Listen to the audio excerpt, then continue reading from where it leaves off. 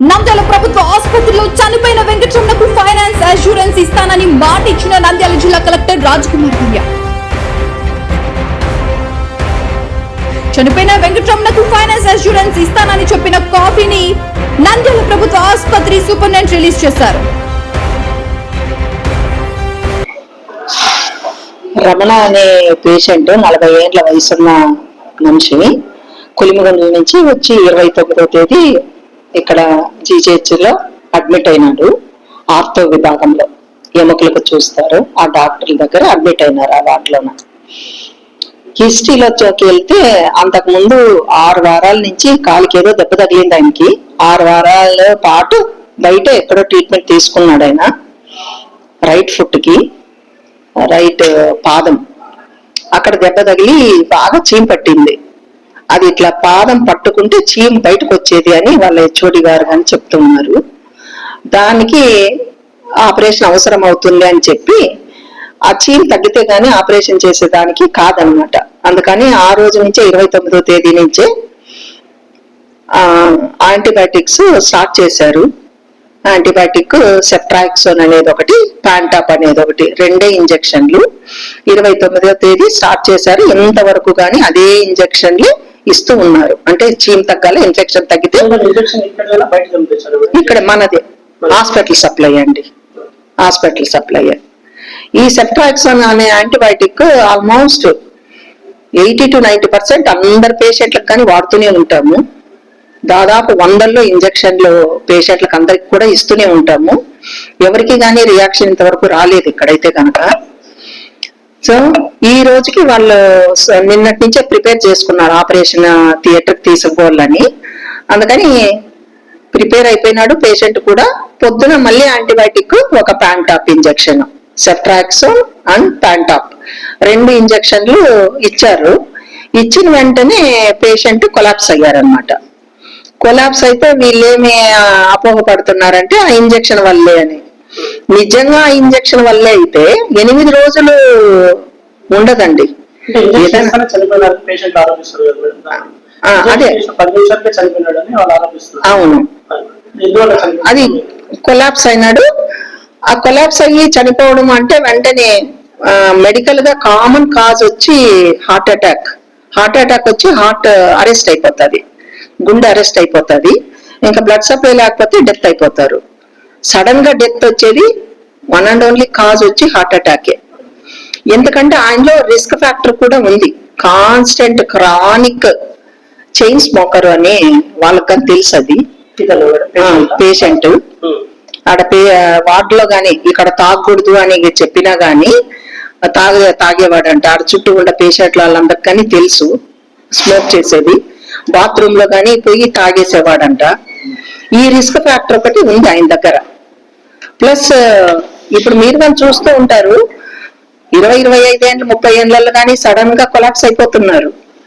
ఉన్నట్టుండి తిరుగుతూ కింద పడి చనిపోతున్నారు కదా. హార్ట్ అటాక్లే వస్తున్నాయి ఆఫ్టర్ కరోనా. ఎక్కువ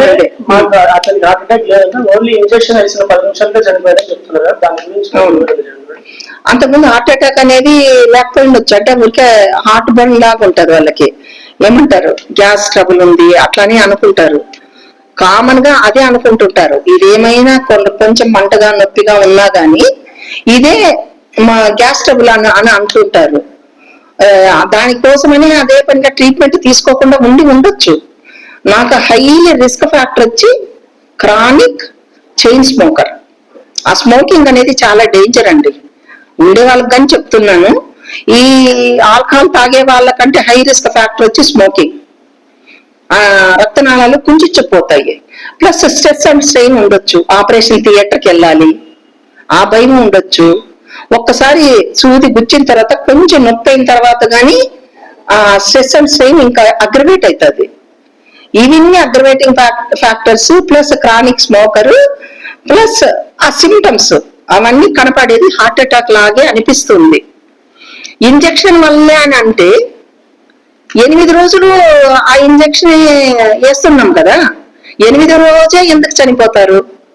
అదే ఇంజెక్షన్ అదే సెఫ్ట్రాక్సోనే అక్కడ ఇంకా 3 వేసాము. ఈ 4 ఆయన లాస్ట్ ఆయన ఈయనకేనంట సిస్టర్ వేసింది. ఆ 3 బాగున్నారు కదా. ఆ డ్రగ్ ప్రాబ్లమే అయితే దాంతోనే ఆ ముగ్గురికి కానీ ప్రాబ్లం అయ్యి వాళ్ళకి కానీ ఏదో ఒకటి అయ్యి ఉండాలి కదా. అందుకని ఇది యాక్సిడెంటల్ గా మా టైం బాగాలేదు, హాస్పిటల్ టైం బాగాలేదు, యాక్సిడెంటల్ గా కోయిన్సైడ్ అయింది. అలాగా హార్ట్ అటాక్ ఇంజక్షన్ రెండు కలిసి వచ్చాయి కాబట్టి వాళ్ళు కొంచెం గొడవ చేయాల్సి వచ్చింది.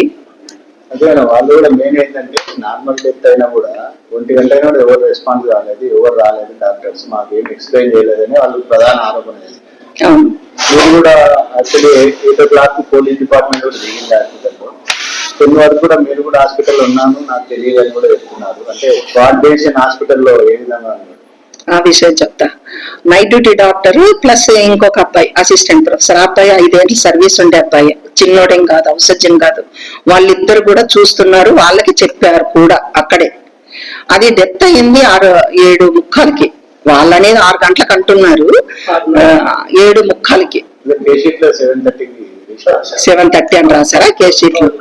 ఇప్పుడు ఆ డాక్టర్ చూసిన డాక్టర్ డెత్ డిక్లేర్ చేసిన అబ్బాయి ఉన్నాడు కదా, 7:30 అని అన్నాడు. అప్పుడు డెత్ అయ్యింది. అది వాళ్ళు చూస్తున్నారు.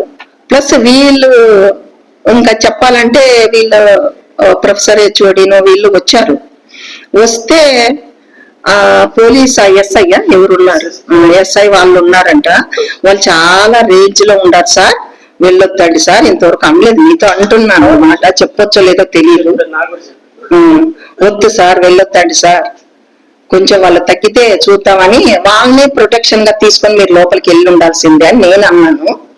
వద్దండి సార్ అని మమ్మల్ని వెనక్కి పంపించారు మేడం అని అన్నారు. ఆయన ప్రొఫెసర్ హెచ్ఓడి, ఈయన అసోసియేట్ ప్రొఫెసర్, వీళ్ళిద్దరు పోయేదానికి ట్రై చేస్తే ఇప్పుడు రేంజ్ లో ఉండారు వాళ్ళు, వద్దు మ్యాన్ హ్యాండ్లింగ్ కి వస్తారు. మీరు చూసుంటారు ఎక్కడో డాక్టర్లు కొట్టేది, ఎవరికైనా భయమే కదా.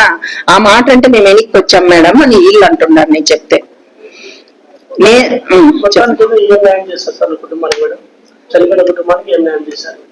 కలెక్టర్ మేడంతో మాట్లాడాము. మేడం గారి బిజీలో ఉన్నారు. నేను తప్పకుండా వాళ్ళకి హెల్ప్ చేస్తానమ్మా, నేను డిఎంఎల్హెచ్ఓ తహసీల్దార్ని పంపిస్తున్నాను, వాళ్ళు ఏదో ఒకటి డీల్ చేస్తారు, వాళ్ళు పంపించేసేయండి ముందు, నేను తప్పకుండా న్యాయం చేస్తాను, నేను మాట తప్పను అని డిఎంఎల్హెచ్ఓ గారికి కానీ ఇదే మాట చెప్పారు మేడం. ఎంత చేస్తారు ఏం చేస్తారు అనేది అయితే మనం వివరాలు అడగలేం కదా అని అది హామీ ఇస్తూ చెప్పాం మరి.